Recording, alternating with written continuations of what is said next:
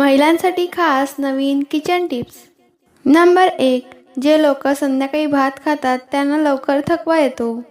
Number 2, कमरेत दुखत असेल तर झोपण्यापूर्वी उलट झोपा आणि कमरेवर थोडे वजन ठेवा, वेदना निघून जातील।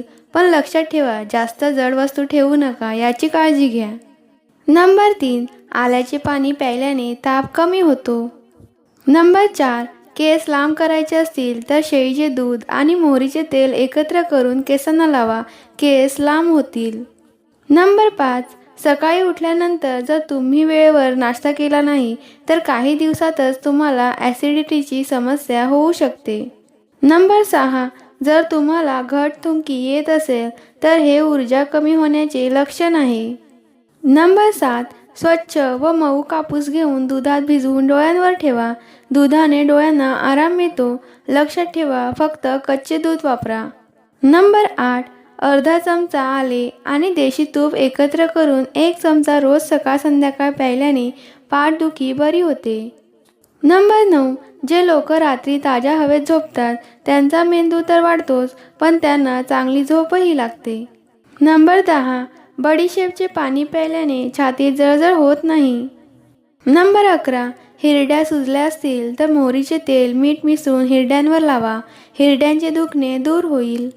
नंबर 12, कमजोर पचन असलेल्या लोकांसाठी केळी खूप हानिकारक आहे आणि संध्याकाळी केळी खाल्ल्याने कफ तयार होतात। नंबर 13, श्वासाच्या दुर्गंधीपासून मुक्ती मिळवण्यासाठी ग्लिसरीन मिसळलेल्या पाण्यात गुळण्या करा, दुर्गंधी दूर होईल।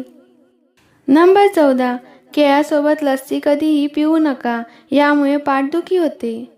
नंबर 15, जास्त गरम अन्न खाल्ल्याने घशाचे आजार होतात आणि हृदय व फुफ्फुस कमजोर होते। नंबर 16, गुलाबाच्या फुलाचे पान चघळल्याने रक्ताची कमतरता दूर होते। नंबर 17, पोटात दुखत असेल तर थोडा वेळ पोटावर झोपल्याने बऱ्याचपैकी आराम मिळतो। नंबर 18, ज्या लोकांना अचानक ताप येतो त्यांना मेथीचे पाणी प्यायल्याने आराम मिळतो। नंबर 19, चेहऱ्यावर खोबरेल तेल लावल्याने पिंपल्स येत नाही आणि डास चावत नाही। नंबर 20, खारट पाणी वापरणाऱ्या व्यक्तीचा घसा खराब होत नाही। मंडळी, व्हिडिओ कशी वाटली हे कमेंटमध्ये नक्की सांगा आणि आलाच आहात तर चॅनलला सबस्क्राईब करूनच जा। धन्यवाद।